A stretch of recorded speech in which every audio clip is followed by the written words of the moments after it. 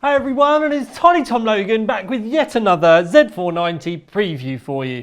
And now we're going to be taking a look at the ROG Strix, I will get my words out, ROG Strix Z490 e-gaming. Now, let's remember that we are going to be looking at what all of the board partners have managed to do with the platform and the ecosystem that Intel has kind of provided.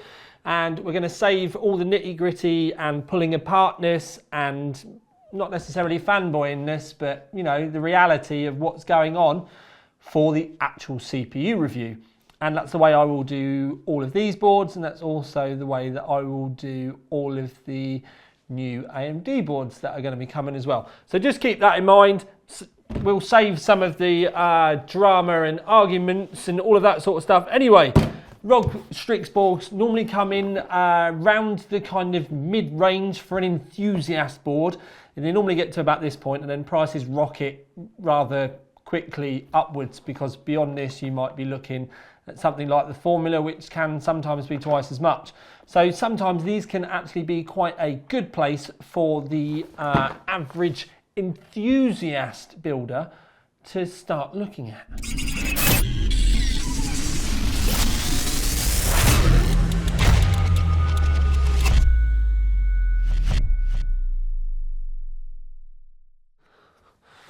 So, the ROG Strix, most important thing for us to have a look at are these bits around the back. So, we can see here the specs, mainly HDMI 1.4 and DisplayPort 1.4, so that's not HDMI 2, that's something to keep an eye on, but that would be going on to the iGPU in the CPU as well. So, HDMI 2, there's some arguments to be made. Anyway, so you can have a look at the connectors down the back. Don't forget you can pause, but inside the box it's actually relatively simple. You do get your Wi-Fi antenna, you get your manual, you get your driver CD, because they've not switched these over to USBs yet. You get some stickers as well, and then the rest of it in reality is a bit light once you can not be an idiot like me and get out from underneath it. So you do get the extra fan. You'll see where this can go in a moment, and I will point that out for you. Normal SATA cables, they're not the braided ones as seen as some on the more expensive boards. That's something else to keep in mind. You do get an extension cable for the addressable and the normal 4-pin RGB, and you only get one of each. You do get a thermal probe should you want to place it somewhere, and you get a rather spiffing ROG keyring. Okay, so there are 16 chokes around that CPU socket. Whether they are all for the motherboard or not, I don't know, because I've not received a reviewer's guide for this board yet. So I don't know how they're wired, I don't know what the controller is, and I don't know, what the actual PWMs are or anything like that. Now, when I do the main review, I will pull the heatsink and have a look, but I'm hoping for the main review, I'll have all that breakdown for you as well. The reason why I'm not going to pull it apart yet is I like to review them without me pulling them apart or doing anything to them, so I've not disturbed anything, so that if the VRMs are too hot, for example, they can't say to me it's because I've taken it apart. So it's just a case of covering my behind and trying to make sure that the end review is as fair as possible. But you can see that we've got all of the chokes around the board, lots of caps. We don't know what they're necessarily rated at. It might not be the sort of board for an i9 with a mega overclock. We don't know until we test it. But the fact that there's not just, let's for argument's sake say there's not just 6 or 8 chokes there, is definitely a better sign compared to some of the cheap ones maybe. Now, in the top left-hand corner of the board, it's the first of the boards I've seen so far that hasn't got two 8-pins. It's got an 8 and a 4. So if you were pushing the big overclocks, you might need that second 4-pin added. But you'd have to find out and have a tweak, and we're not really going to know until we get down to the nitty-gritty of pulling the board apart and really getting it hot and stressing out with the main review. But you can see just hiding just there, you have a 4-pin Pwm connector. And when we slide along, there are another couple in the top right-hand corner. There is a post option there. and it's a CPU overvolt option. I did have to have a look. Then you do get a 4-pin RGB connector and then an addressable RGB connector there with its 3 pins.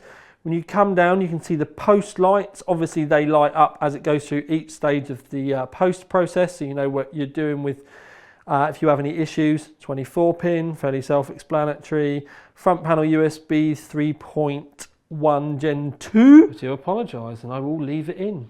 The front panel is a 3.2 Gen 2.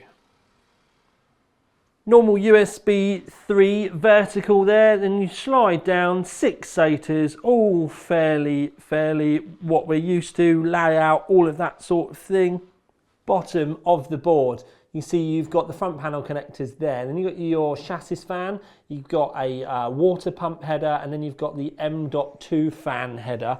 I'm assuming that would be if you were to add in like a 3D printed one or something if you should need it, because the one in the box I thought was meant to have gone there, although I suppose you could add it on the M.2 if you wanted to. You could unscrew it and then move it if you wanted to. Anyway, 2 USB 2s there. You can also see here the little thermal sensor there. This one is to clear your BIOS. Clear RTC is to clear your BIOS. You can literally put a screwdriver between those two and just short it if you want, or if you've got any spare jumpers, you can put that across. Another really good thing is there are some switches that you can get that are to power the board up, and you would normally put it on the power over here, press it, start the board. But if you're overclocking a lot, you can actually get one of those switches and put it on that, and it will only clear the BIOS when you press the button. Little tip for you there. Thunderbolt header there, should you need it.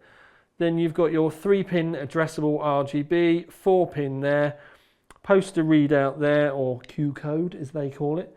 And then you've got some Japanese capacitors, your Supreme FX. What you can see here, by the way, is a couple of M.2 slots, easily very prominent there. There are 2 more fan headers here as well. But then we move round to the back of the board.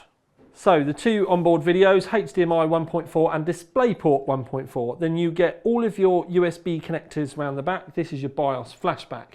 With BIOS flashback, if you want to tip and you want to use it, if you go on the driver CD and find the BIOS file that's on that driver CD, copy and paste that name, because it's the name that is the key for the BIOS flashback. Then if you download the most recent BIOS that you can get from the Asus website, put it on a blank USB stick, and then change the name of that BIOS file to the one that was on the driver CD.